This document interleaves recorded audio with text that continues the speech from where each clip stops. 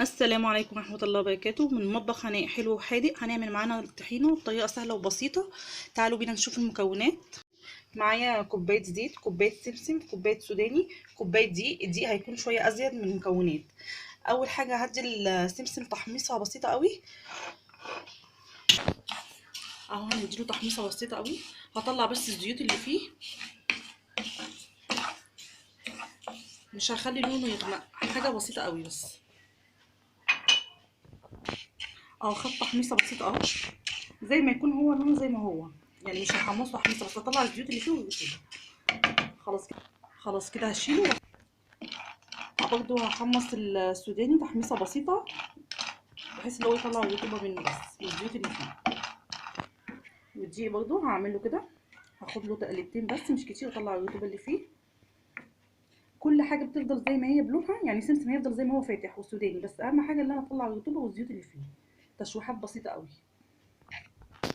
اول حاجه اهو السمسم هحطه في المطحنه، اطحنه طحنه جامده قوي لحد ما ينعم معايا. بعد كده هخليكم تشوفوا. بصوا يا جماعه، انا جيت اضربها في الخلاط في المطحنه، يعني لفت لفتين ووقفت على كده. فضيتها حبه زيت اهو عشان تمشي معايا. بصوا نعمت ازاي، بقت ناعمه قوي. ما لازم تخليها ناعمه جدا. هقلبها بقى في الخلاط اهو، في شفشق الخلاط، عشان حاطه من السوداني هو كمان. لو ما مشيش معايا هحط له حبه زيت عشان ينعم كده. السوداني نفس اللي انا عملته في السمسم، حطيت برضه حبه زيت وطحنتهم عشان ينعم معايا كده، وهقلبه عليه.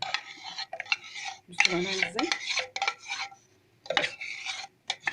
خلاص كده هحط بقى الدقيق عليهم وبقيه الزيت وهضربهم في الخلاط اهو. حطيت في الخلاط السمسم والسوداني مطحونين والدقيق، وهحط الزيت عليهم وهطحنهم بقى شويه كده.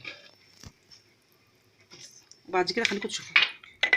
ضربنا كل المكونات اهي في الخلاط، خليناها ناعمه جدا. بصوا، وطعمها والله يا جماعه تحفه. السوداني اهم حاجه، السوداني ده هو اللي هيديها طعم، هتحس ان طعمها جميل جدا. بصوا يا جماعه، البطرمان ده كيلو. بص اهو، مليت لي بطرمان كيلو بالظبط اهو.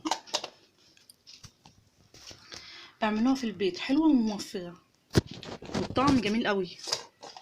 بصوا اهي يا جماعه.